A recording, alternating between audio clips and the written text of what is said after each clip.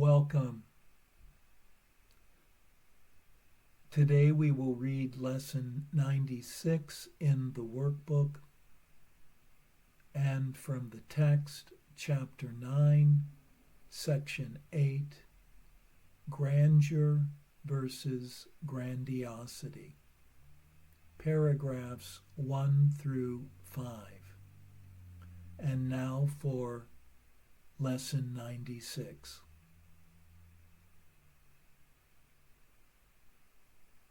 Salvation comes from my one self. Although you are one self, you experience yourself as two, as both good and evil, loving and hating, mind and body. This sense of being split into opposites induces feelings of acute and constant conflict and leads to frantic attempts to reconcile the contradictory aspects of this self-perception. You have sought many such solutions, and none of them has worked. The opposites you see in you will never be compatible, but one exists.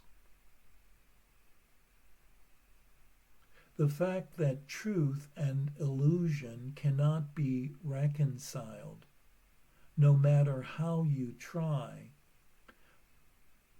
what means you use and where you see the problem, must be accepted if you would be saved.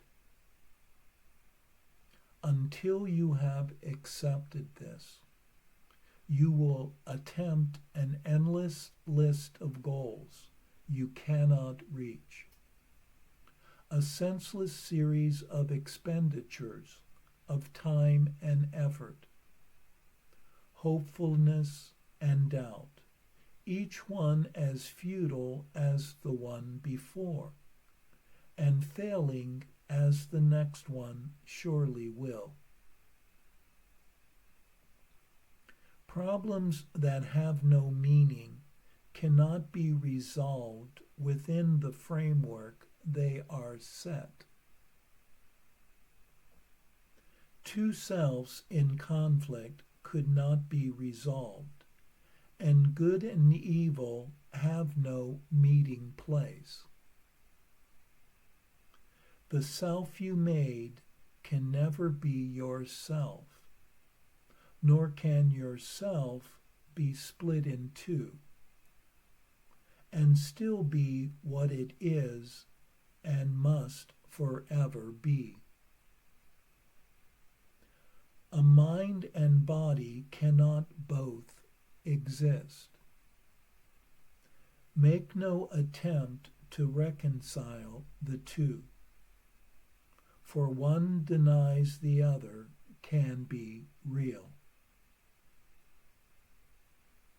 If you are physical, your mind is gone from your self-concept, for it has no place in which it could be really part of you. If you are spirit, then the body must be meaningless to your reality. Spirit makes use of mind as means to find its self-expression, and the mind which serves the spirit is at peace and filled with joy. Its power comes from spirit, and it is fulfilling happily its function here. Yet mind can also see itself divorced from spirit, and perceive itself within a body it confuses with itself. Without its function, then it has no peace, and happiness is alien to its thoughts. Yet mind apart from spirit cannot think.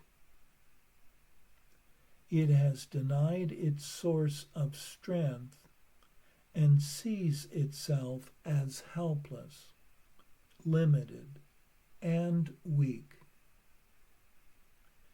Dissociated from its function now, it thinks it is alone and separate, attacked by armies massed against itself and hiding in the body's frail support. Now must it reconcile unlike with like, for this is what it thinks that it is for. Waste no more time on this.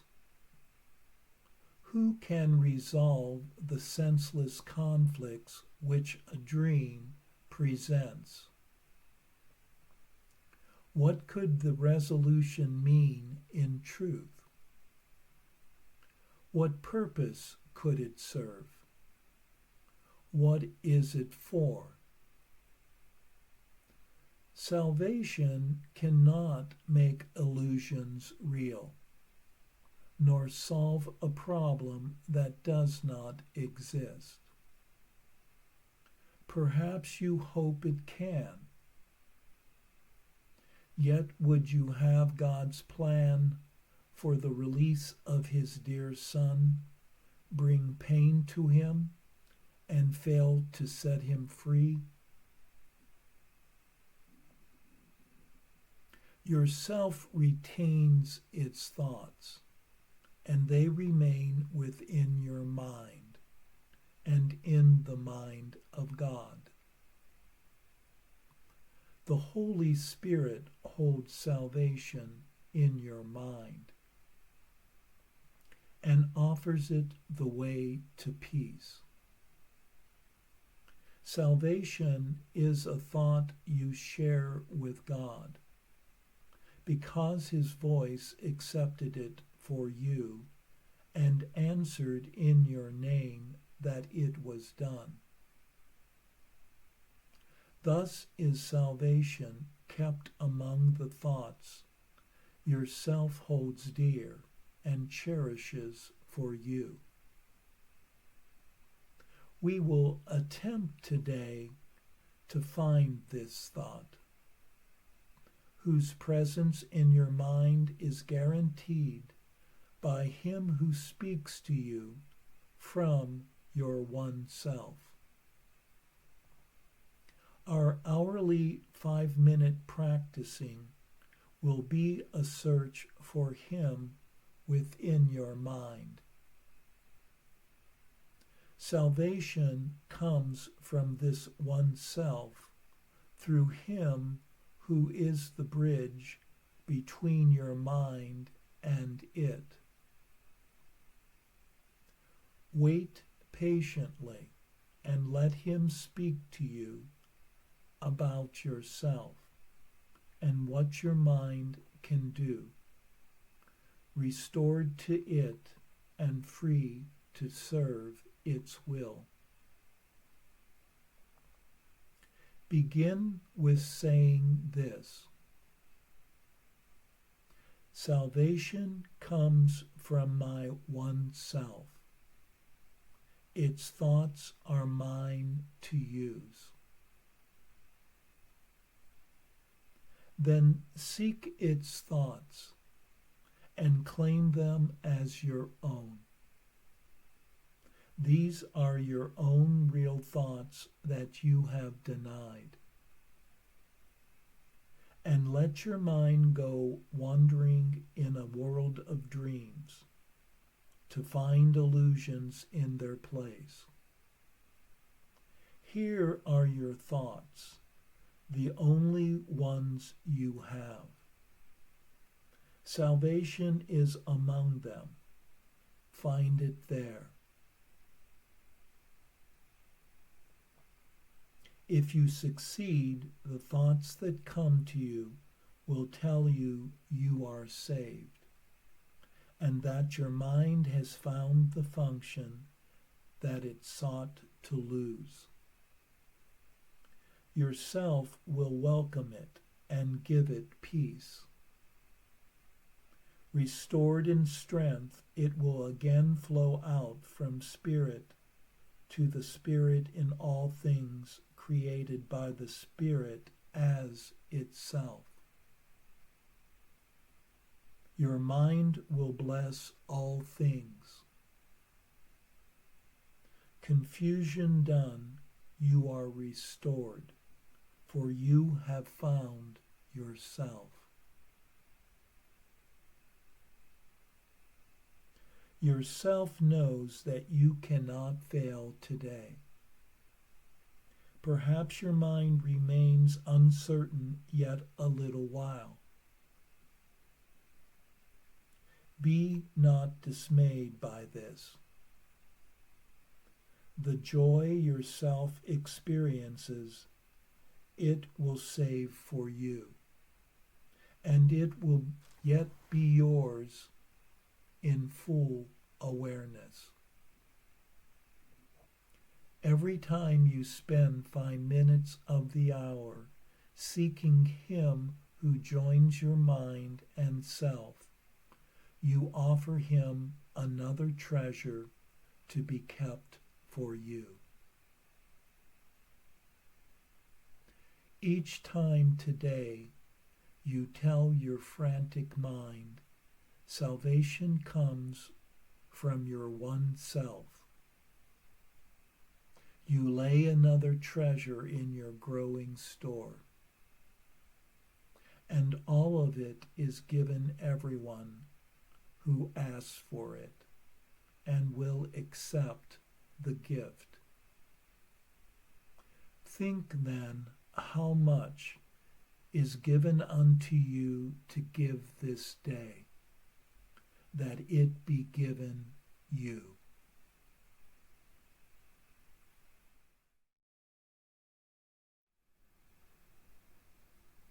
We are reminded in this lesson that one has a split mind and has a belief in two very different selves, which causes conflict, confusion, and frantic attempts to reconcile the differences.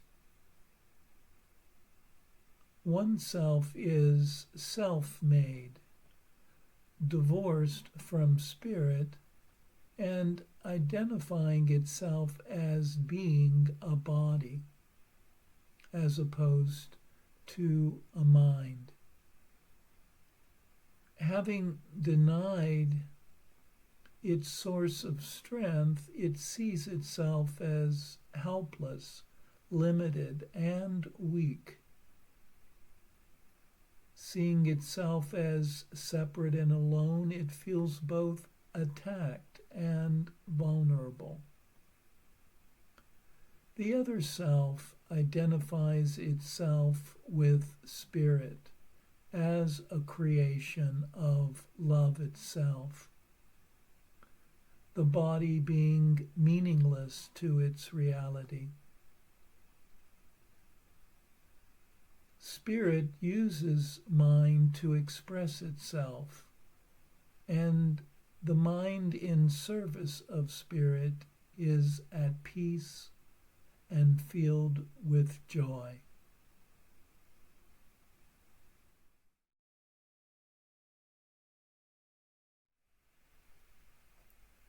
And now for our text reading for today, from chapter 9, section 8, Grandeur versus Grandiosity, paragraphs 1 through 5.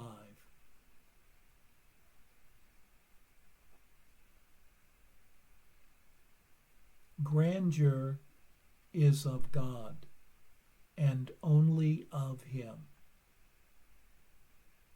Therefore, it is in you. Whenever you become aware of it, however dimly, you abandon the ego automatically, because in the presence of the grandeur of God, the meaninglessness of the ego becomes perfectly apparent. When this occurs, even though it does not understand it, the ego believes that its enemy has struck and attempts to offer gifts to induce you to return to its protection. Self-inflation is the only offering it can make. The grandiosity of the ego is its alternative to the grandeur of God. Which will you choose? Grandiosity is always a cover for despair. It is without hope because it is not real. It is an attempt to counteract your littleness, based on the belief that the littleness is real. Without this belief, grandiosity is meaningless, and you could not possibly want it. The essence of grandiosity is competitiveness, because it always involves attack. It is a delusional attempt to outdo, but not to undo. We said before that the ego vacillates between suspiciousness and viciousness. It remains suspicious as long as you despair of yourself. It shifts to viciousness when you decide not to tolerate self-abasement and seek relief. Then it offers you the illusion of attack as a solution.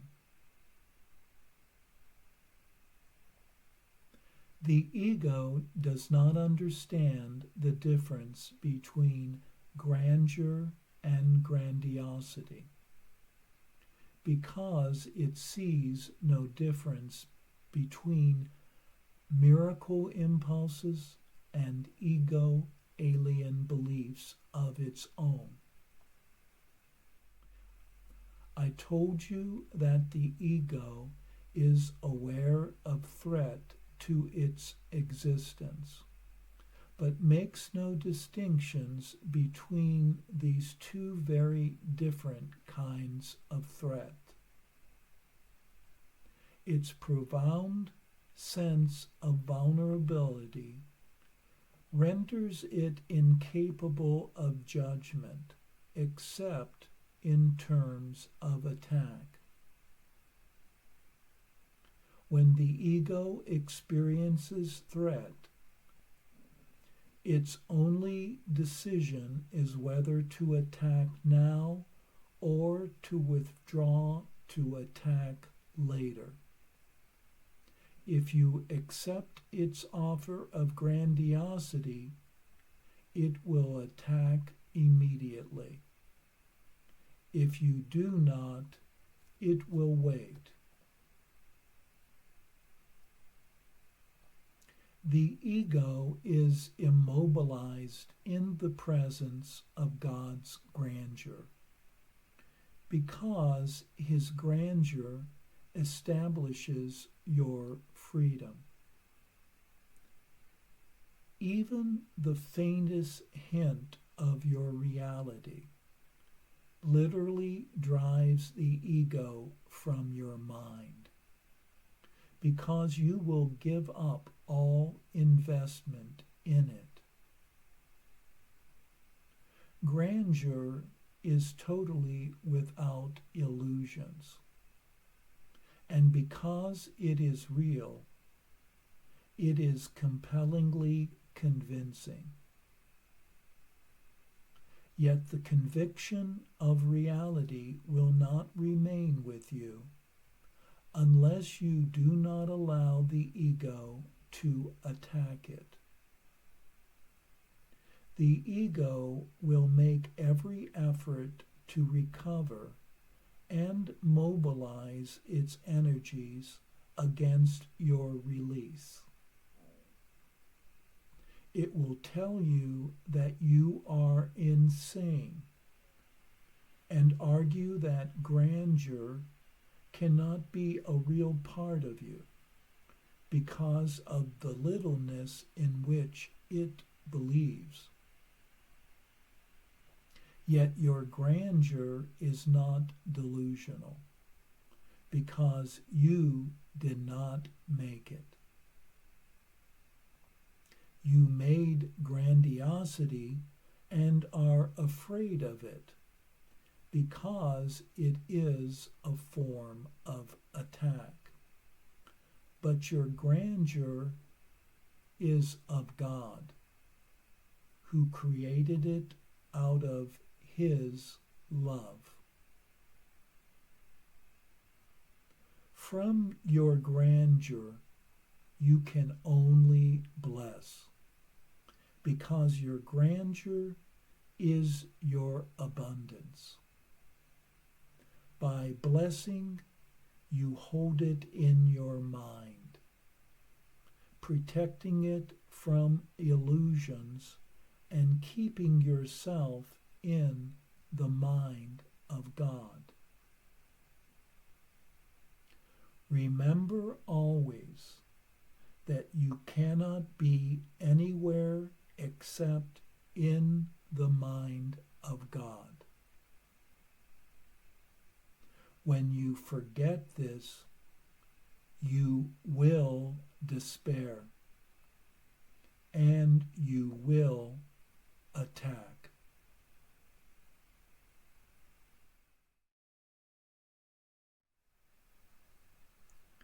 It is pointed out in this section that one has the basic choice of the grandiosity of the ego or the grandeur of God.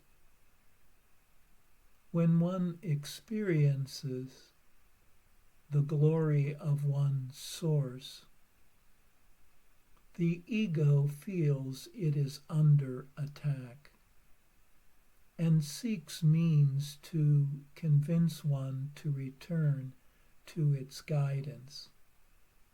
It thus offers self-inflation to attract one's attention. Grandiosity is based on an underlying belief of littleness, inferiority, and illusion, and thus tries to overcompensate to overcome it. Ego tries to compete with others and prove it is better, and thus it is but a form of attack. But from grandeur, one can only bless everyone and everything from the abundance of joy. In blessing, one is protected from all illusions, remaining at home in the majesty of divine love.